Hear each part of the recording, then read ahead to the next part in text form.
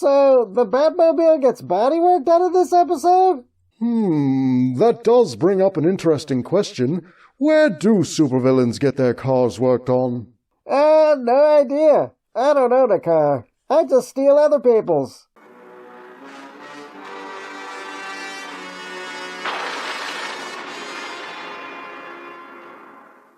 Welcome back to another episode of Batman the Animated Recap. Last time we covered Zatanna, introducing us to one of DC Comics' most famous magic wielders, even though she didn't use any magic in the episode. This time, we see where Batman gets the tires changed on the Batmobile. Season 1, Episode 55 of Batman the Animated Series, The Mechanic. We open on a chase between the Batmobile and the Penguin-mobile? Doesn't quite have the same ring to it. It turns out the Penguin isn't in his car, it's just his henchman. One of the goons sticks their head out of the car and opens fire on the Batmobile, which amuses Batman and Robin. Is he kidding?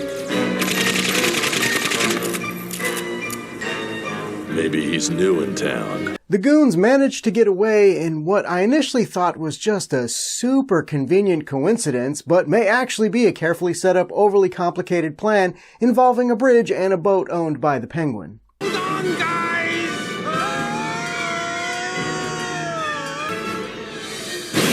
Somehow, Batman forgets that cars have brakes, and the Batmobile gets damaged by the bridge coming down on the front of it, prompting Batman to say, Oh, looks like Earl's got his work cut out for him. Why don't you say it a little louder? I don't think everyone on the bridge heard you. Oh, blow it out your wooden ass. Batman limps the Batmobile to a secret garage run by Earl, who says, Then I guess you'll be needing the loaners again. Wait, the bike I ride all the time is just an Earl loaner. Yeah, I don't have the money to be buying you a Robin-mobile. You're a billionaire! Because I have the sense to not blow money on unnecessary vehicles. You have a bat car, a bat boat, a bat jet, and a bat helicopter. Yeah, those are all necessary. Whatever. Without even examining the car, Earl and his daughter give Batman a list of things it needs. The alignment, the whole suspension, all shot to heck. Looks like we're gonna have to order a whole new drivetrain. Ha! And they call us criminals. I'm pretty sure you were getting screwed on that job, Betsy. What? Not Earl. How often does he have you change the oil? Every 3,000 miles. And I'll bet he says he has to use the most expensive synthetic oil. Yes, he says it's needed for such a high-performance machine. Ha! He's definitely bending you over big time. Over at the Penguin's hideout, he is upset that his guys didn't steal the rare collectible stamps he wanted, and that they wrecked his car, but it kind of seemed like that was part of the getaway plan because, maybe I'm off base here, but I thought there was a penguin painted on the boat that they landed on. Penguin threatens to have his vulture peck out his thug's eyes if they don't give him some good news.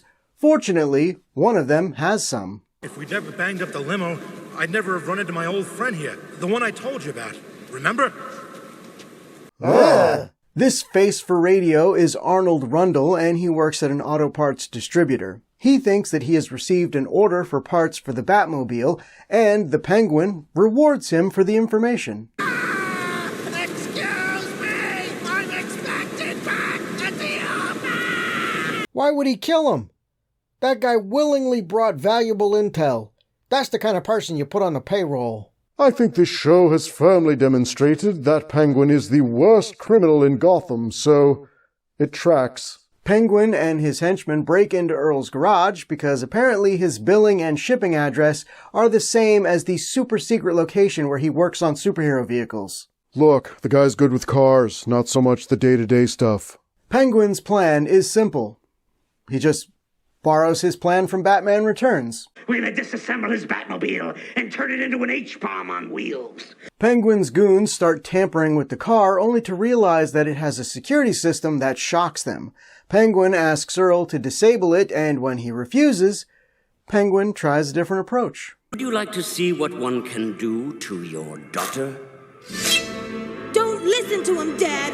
He's gonna listen. For some reason, the Penguin wants Earl's backstory, so he gives it to him in a flashback. The flashback is in black and white, so, that we know it was the olden times, apparently. Earl worked for Global Motors and tried to get them to stop the rollout of a new sports car that had faulty brakes.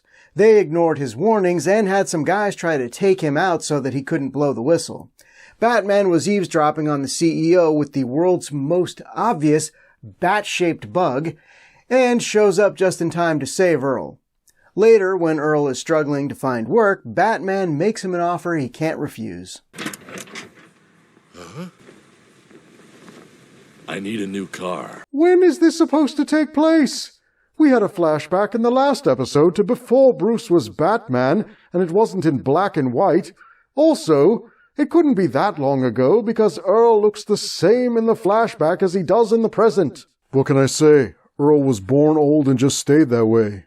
He's the Patrick Stewart of the DC animated universe. After explaining how he developed the current Batmobile, Penguin tells him that he is going to help set up Batman, or else harm will come to his daughter.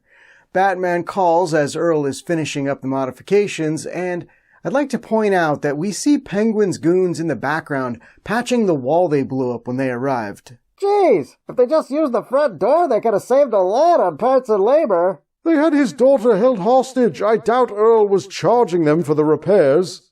Oh. Well, some people are just bad at business. When Batman and Robin pick up the car, Earl tries to warn them, but maybe he was too subtle. Got some cleaning to do down there. In the basement. By the way, I even fixed the air conditioning switch. How did you not pick up on him trying to clue you in? I'm a detective, not a mind reader. Then how did you miss the recently patched wall? They were still working on it when you called about the car. Surely your finely tuned powers of observation would have noticed. I blame Robin. What? How was it my fault? You distracted me with your loud costume. You gave me this costume! To draw the attention of my enemies, not me.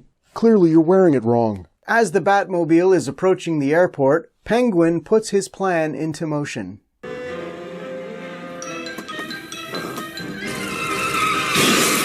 Penguin forces the Batmobile onto the runway at the airport. Batman realizes that Penguin is controlling the car and says they need to bail. What the hell were you reaching for? You don't have side doors. Ejection handles? You asking me or telling me? Yes. They couldn't be ejection handles because you push a different button later to try to eject. Whose side are you on? Penguin drives the Batmobile into a parking structure and then up onto its roof. How did he steer the car up there? What? He's in a limo on the runway with no video access that we can see, so how does he navigate the Batmobile through the parking structure without seeing inside? Let's say magic. The last episode featured a magic character and she didn't use magic. How would the Penguin be using magic? Fair. But consider this counter-argument. Shut up. It's clear that Penguin is going to launch the Batmobile off the parking structure. Batman hits the ejection button only for airbags to deploy. Robin says that he has a feeling they're about to take the hard way down, which triggers the following response from Batman. Earl, he kept saying basement. It's a racing term. When drivers crash, they say they've gone down in the basement. He was trying to warn us. But I think I speak for everyone here when I say this might be the dumbest you've ever been in an episode. Why, Yeah, that's accurate. Wait, what did you just say? He makes a valid point. I can't argue with him. My, that is some real growth on your part. Which is great, because you really were dim in this one.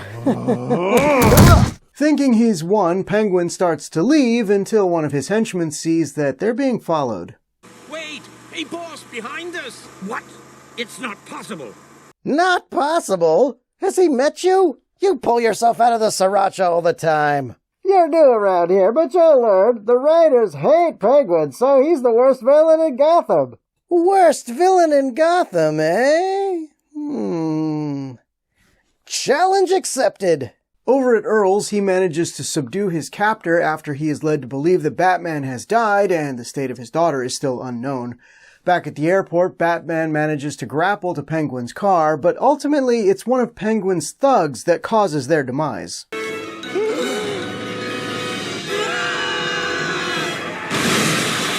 Penguin grabs Earl's daughter and is about to cause her injury when this happens.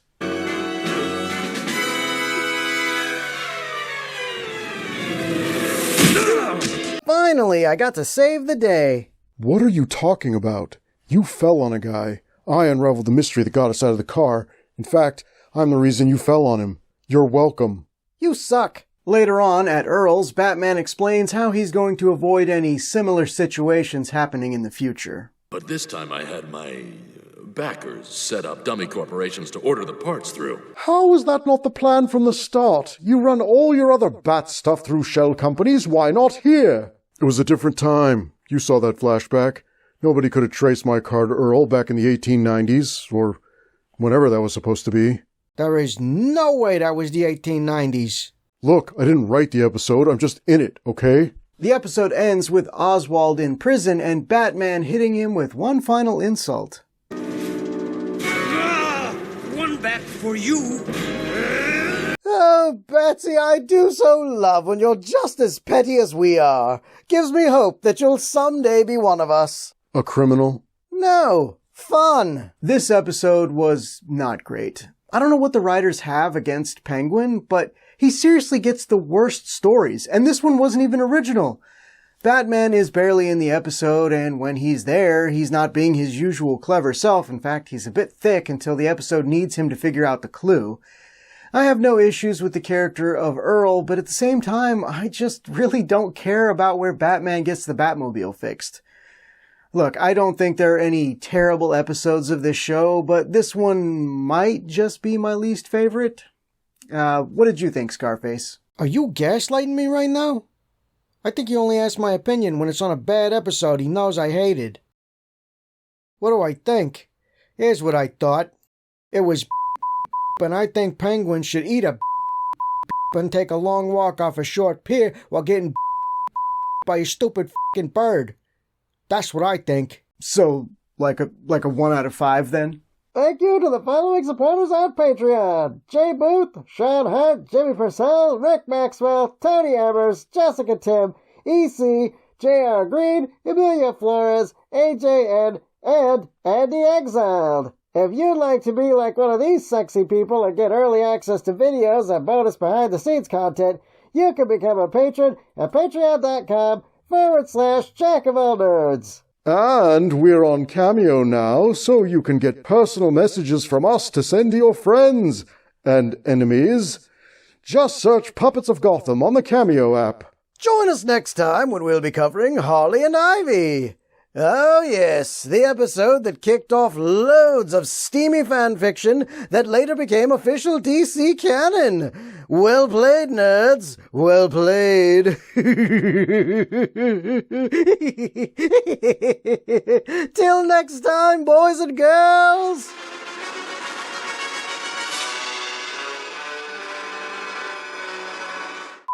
Bats, I have to be honest, and you know how much I hate doing that.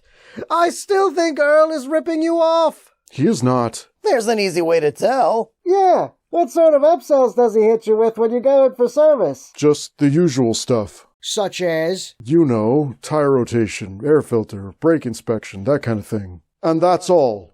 Yup. What about the wiper inserts? And the cabin filter?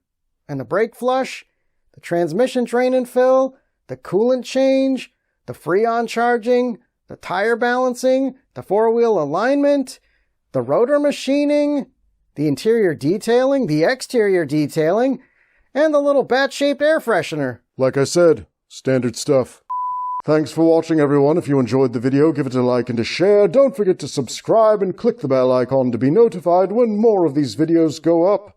Now, I'll see you all in your nightmares.